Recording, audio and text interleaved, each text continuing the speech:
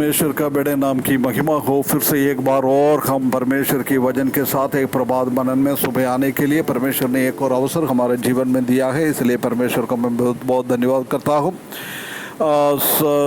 मेरा बात सुनने वाला हर एक भाई बहनों को प्रभु यीशु मसीह के मीठे और पवित्र नाम से अभिनंदन करता हूँ, स्वागत करता हूँ। जय मसीह की। फिर से एक बार और परमेश्वर ने एक मौका और हमको दिया है। पिछले दिनों में हम उत्पत्ति की किताब 31 अध्याय से कुछ बातें मनन करके आ रहा है, आज हम उसको कंटिन्यू करेंगे।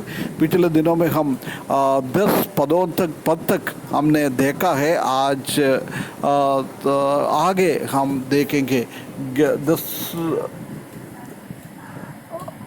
11वें पद में लिखा है, उत्पत्ति की किताब 31 अध्याय 11वें पद में, और परमेश्वर के दूत ने स्वप्न में मुझसे कहा, हे याकूब, मैंने कहा क्या आज्ञा। देख, इधर याकूब का स्थिति हमने पिछले दिनों में देखा है। लाबान उसके विरोध में गुड़गुड़ाने लग गया है, उनका परिवार वाला याकूब के विरुद्ध में बोलने लग गया है, उनका मुंह पहले के जैसे नहीं है। एक काला अनुभव में अभी लाबान और उसका बच्चा लोग, परिवार लोग याकूब के साथ एक अलग तरीके से उनके साथ व्यवहार कर रहा है। उसी का दिल में थोड़ा तकलीफ और वेदना आया है। पिछले 20 साल इतना ईमानदारी के साथ उसी को सेवा किया है, परंतु उसी का सेवा का कोई भी फल नहीं निकला है, वो शून्य निकला है। इसलिए याकूब भी थोड़ा निराश अनुभव में आया है। जब परमेश्वर ने उनसे डायरेक्ट बात करता है, वो भी नहीं, उसी के साथ साथ परमेश्वर ने उनका दूत को भी अब याकूब के पास भेजा है। याकूब कहाँ तकलीफ में पड़ा है, याकूब कहाँ हृदय में भार है उसी का, उसी टाइम उसने स्वर्गदूत को उसके पास भेजा है। प्रिय भाइयों बहनों, हमारा परमेश्वर कितना अच्छा परमेश्वर है। हमारे जीवन में भी ऐसी तकलीफ, परेशानी, बीमारियां, अलगापन का अनुभव, हमारा कलीसिया का लोग हमारे विरुद्ध में कुछ बात बोलता रहता है, ऐसी बहुत सारा तकलीफें, हमारे परेशानी हमारे जीवन में आ जाता है। जब हमको डरने का और दुख होने का जरूरी नहीं है। याकूब का ये परमेश्वर हमारे साथ है। याकूब के पास स्वर्गदूत को भेजकर उसका हृदय को सांत्वना करने वाला परमेश्वर आज भी हमारा हृदय को सांत्वना करने के लिए उनका स्वर्गदूत को हमारे पास भेजने वाला ये एक परमेश्वर है। कितना एक बहुत परमेश्वर का अच्छा एक गुण इधर हम देख सकता है। इसलिए हम चिंता मत करें, परमेश्वर और परमेश्वर का स्वर्गदूत हमको संभालता है। जब उसने आके बोला, ये याकूब, मैंने कहा क्या आज्ञा। देख, उधर कोई भी हो, याकूब का एक आज्ञाकारिता को हम देख सकता है। परंतु आजकल हम देख सकता है कि कितना भी बार परमेश्वर हमसे बातें करे, ये नहीं करना है, हमको बुलाता है, हम उसी को ध्यान नहीं देता है। हम दुनियादारी में बिजी है, हम व्हाट्सएप चलाने में, हम गूगल देखने में, फेसबुक में, IMO में, बोटिम में, या इसी बहुत सारा टेक्नोलॉजी आजकल आया है, हम उसी में बिजी है। हम परमेश्वर का वचन, परमेश्वर का आवाज़ सुनने के लिए तैयार नहीं है। प्रिय भाइयों बहनों, ये बहुत बड़ा एक गंभीर स्थिति है आजकल कलीसिया का।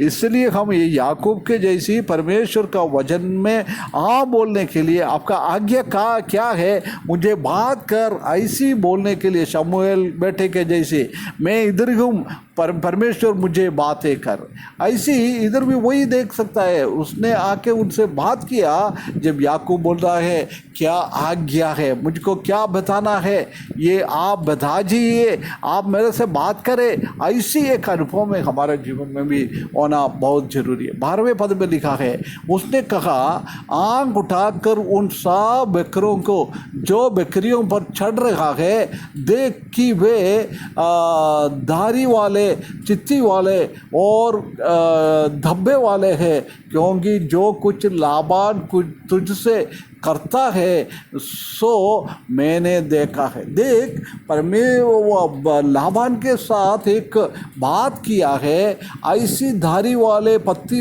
चित्ती वाले और धब्बे वाले बकरियां मेरा है। परमेश्वर ने जब वो बकरियों के ऊपर चढ़ने के टाइम ऐसी एक गर्भफल परमेश्वर ने दिया है, कितना कितना मेमना जन्म हो गया है, वो सब याकूब के लिए आ गया है। परमेश्वर का काम कितना बड़ा है। वो इसे क्यों उसको ऐसी आशीष दिया है, क्योंकि लाबान तुझसे करता है सो मैंने देखा है। पिछले 20 साल उसने सेवा किया है, अलग अलग बार उसका प्रतिफल को उसने हटा दिया है, उसके पास कुछ भी नहीं है, परंतु परमेश्वर ने लाबान को चालाक को देखकर समझकर, लाबान तो कुछ देता नहीं है उसको, इसलिए उसका बकरियों को छीन कर परमेश्वर ने याकूब को दिया है। परमेश्वर का खाते ये याकूब, इसी में कुछ नहीं है। याकूब ने कुछ लकड़ी काट के उसी के ये करके दे दिया, परंतु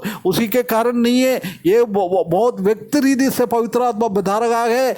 परमेश्वर ने ये बात को देखा है, लाबान ने क्या किया है वो सब उसने देखा है। प्रिय भाइयों बहनों, आज हमारे विरुद्ध में भी लोग कुछ करता रहता है, कुछ बोलता रहता है, हमको तकलीफ और कठिनाई देता रहता है, परंतु हमको डरने का जरूर नहीं है। हमारे विरुद्ध में क्या क्या बोल रहा है ये सब परमेश्वर सुनता है, परमेश्वर देखता है। एक दिन लाबान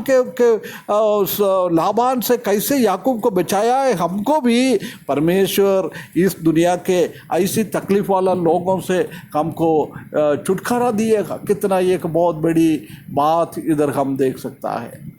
हमको डरने का जरूर नहीं है। 13वें पद में लिखा है, मैं उस बेदेल का ईश्वर हूँ, जगह तूने एक खंबे पर तेल डाल दिया है और मेरी मन्नत मानी थी।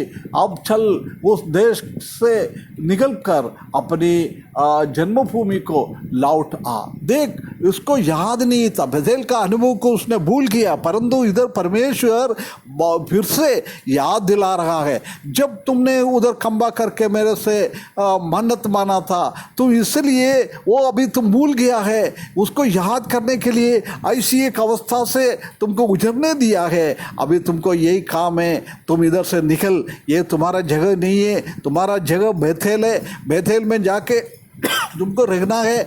अब्राहम को परमेश्वर ने जगह दिया है, उसी देश में जाके रहना है। ये थोड़ी दिन के लिए मैंने रहने के लिए तुमको मेसोपोटामिया में लेके आया, परंतु मेसोपोटामिया तुम्हारे लिए नहीं है, ये दुनिया हमारे लिए नहीं है। हमारा देश वो बेथेल है, परमेश्वर का भवन है। हम जानता है कि जब हमने प्रभु यीशु मसीह को अंगीकार किया है, जब हम भी परमेश्वर के साथ एक मन्नत माना है, हम भी स्वर्ग की ओर देखते हुए हमको जाना है। प्रभु यीशु मसीह हमको लेने के लिए आएगा। उसी दिन ये पृथ्वी को छोड़कर हम प्रभु के साथ स्वर्ग में जाएंगे। लाबान नहीं है, शैतान नहीं है, कोई हमको विरोध में काम करने वाला नहीं है। हम खुशी के साथ परमेश्वर के साथ बदल में रहेंगे। ये आशा के साथ, ये कर्तव्य के साथ हमारे जीवन में बिताने के लिए परमेश्वर इस वचन के द्वारा हमको सहायता करे। उसके बड़े नाम की महिमा हो।